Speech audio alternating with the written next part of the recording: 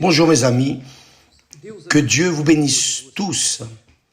J'aimerais aujourd'hui donner une astuce pour vous qui êtes dans le jeûne de Daniel et qui êtes réellement en train de sacrifier pour recevoir le Saint-Esprit, le baptême du Saint-Esprit. Bien sûr, vous savez, le baptême du Saint-Esprit n'est pas pour n'importe qui.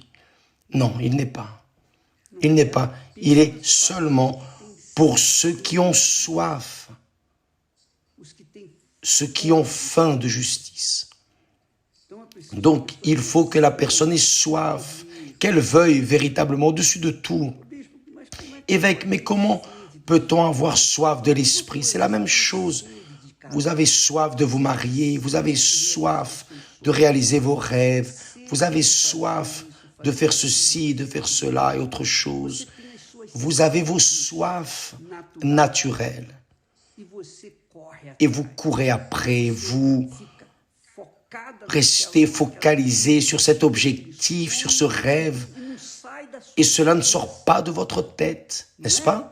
Bien, c'est cette soif que vous devez avoir au sujet du Saint-Esprit, pour recevoir le Saint-Esprit, parce que Dieu sait, le propre Dieu sait qui a soif et qui n'a pas, qui est disposé, qui n'est pas disposé, qui est focalisé ou n'est pas focalisé. Il sait parfaitement. Et c'est une astuce que je vous donne. Lorsqu'il voit la personne s'efforçant, renonçant au sport, aux informations de ce monde politique, les sujets qui n'ont rien à voir avec le royaume de Dieu, la personne est focalisée sur la parole de Dieu, elle s'immerge dans la parole de Dieu, pensant aux choses de Dieu. Toute la journée, elle pense, mon Dieu, le Seigneur est mon berger, rien ne me manquera. Je ne peux pas être en manque avec ton esprit. Il est toujours en train de vouloir, mon Dieu, le Seigneur est mon refuge, le Seigneur est mon château fort. Donc, elle est toujours en train de cultiver en elle ces pensées qui combinent avec les pensées de Dieu. Combinent, sont en accord avec les pensées de Dieu. Donc ces personnes qui supposément font le jeûne de Daniel, certainement vont recevoir le Saint-Esprit parce que Dieu est en train de voir leurs pensées. Elles ne prennent pas des vacances de Dieu. Ah, j'ai déjà fait le jeûne toute la journée, je vais prendre un moment juste pour moi. Non, il n'y a pas de cela. La personne est focalisée dans son objectif et rien, absolument rien, enlève sa pensée de ce qu'elle veut, de ce qu'elle est en train de chercher. Cela, mes amis, est ce qui fait la personne être contemplée par le Saint-Esprit. Je me rappelle, à titre d'exemple qui peut servir à beaucoup de personnes. Je me rappelle lorsque jeune, je cherchais le baptême du Saint-Esprit. Alors, à l'heure où je pouvais au travail, où je ne faisais rien, je prenais la Bible et je soulignais où était écrit Saint-Esprit. Et je méditais sur ce verset qui faisait mention du Saint-Esprit, au Consolateur, à la promesse que Jésus nous donne. Et je restais là, méditant, priant, même en étant là au travail. Mais je n'avais rien à faire, j'étais là, j'étais déjà avancé, donc j'avais les conditions de faire ça. Mais quand j'allais à l'école le soir, je ne pouvais pas méditer dans les choses de Dieu, parce qu'il fallait que j'étudie. À ce moment, je ne pouvais rien faire.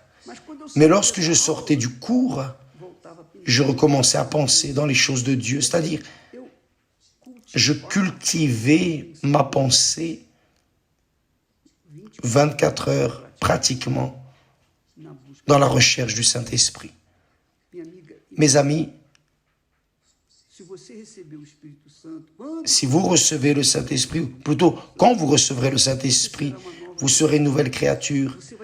Vous allez cesser de vivre assujetti aux limites de ce monde, pourri, injuste, ingrat, sale. Ce monde du diable, ce monde est du diable, ce monde est du diable. Tant que la personne n'est pas remplie du Saint-Esprit, n'est pas baptisée du Saint-Esprit, elle sera assujettie à ce monde du diable et il sera difficile, je dirais presque impossible de demeurer dans la foi. C'est la réalité. Pour qu'elle puisse demeurer, elle doit avoir la direction du Saint-Esprit.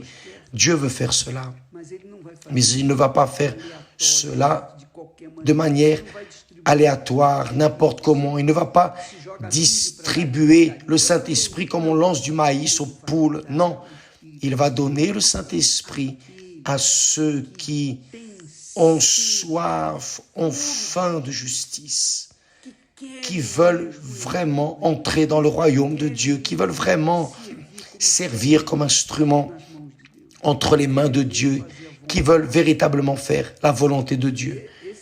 Parce que c'est un autre secret. Faites attention. Vous ne devez pas vouloir le Saint-Esprit juste parce que votre collègue, votre ami, votre fiancé, votre mari, votre épouse, votre être cher a déjà le Saint-Esprit. Non.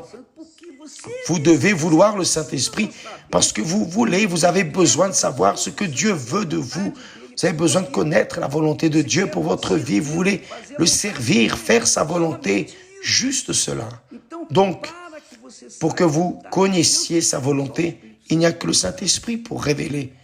Lui seul pour révéler sa volonté, personne d'autre. Comment vais-je vous dire la volonté de Dieu pour votre vie? Je ne sais pas. Seul le Saint-Esprit sait ce qui est meilleur pour vous, ce qu'il veut de vous. Donc, lui seul peut vous montrer cela. Donc, vous devez chercher, vous devez courir après, vous devez aller à fond. Maintenant, une fois que vous boirez de l'Esprit, mes amis, plus jamais vous ne serez la même personne. Plus jamais. Traumatisme complexe, problèmes que vous avez vécus dans votre enfance, abus sexuels, vous avez été violé, enfin, vous avez été, disons, vous avez été un objet dans les mains des bandits de ce monde. Dieu veut faire de vous une nouvelle créature et c'est seulement avec le Saint-Esprit. Donc, courez derrière, investissez en cela. Plus qu'en tout dans cette vie, plus que tout, votre futur, votre profession, vos études, votre mari, votre épouse, vos enfants, vos parents, votre mariage, plus que tout, les cosmétiques, votre production, il doit être le principal dans votre vie. Je ne sais pas si je me fais comprendre, mais je cherche dans ma capacité, dans mes limites, de vous transmettre ce que j'ai reçu. C'est facile, évêque? Non, ce n'est pas facile. Mais avez-vous déjà vu une bonne chose être facile? Avez-vous déjà vu une chose excellente être facile? Non. Meilleure est la chose, plus elle est difficile. Le Saint-Esprit est le grand trésor que nous trouvons et qu'alors nous cachons et nous vendons tout, nous nous défaisons de tout pour acheter le champ où est le trésor. Un jour j'ai fait cela et c'est ce que je veux que vous fassiez pour être aussi riche que moi, pour être aussi béni ou plutôt pour être la propre bénédiction. Dieu veut faire de vous la propre bénédiction. Que Dieu vous bénisse tous. Allez aujourd'hui avec soif pour recevoir le Saint-Esprit. Vous qui nous regardez en ce moment, là il est 4h15 du matin, je suis ici au Soweto, en Afrique du Sud, avec beaucoup de joie, beaucoup de plaisir d'être avec ce peuple magnifique, ce peuple d'ici. Ah, vous n'imaginez pas. C'est seulement en étant ici pour voir comment ce peuple est glorieux, glorieusement béni, parce que Dieu a choisi ce peuple pour manifester sa gloire. Donc, là, il est 4h15. Je sais que beaucoup de personnes se sont déjà levées, ont pris leur bain, se sont préparées, se préparent pour aller à l'église, etc. Mais allez avec soif, n'y allez pas en pensant à autre chose. Non, aujourd'hui, c'est mon jour. Mon Dieu, je n'accepte plus. Aujourd'hui, c'est mon jour. Donc, vous pouvez recevoir le Saint-Esprit aujourd'hui même. Et quand vous arriverez à l'église, avant de saluer qui que ce soit, parlez à Dieu. Oh mon Dieu, je suis venu aujourd'hui pour changer cette situation. Que Dieu vous bénisse tous au nom de Jésus. Amen.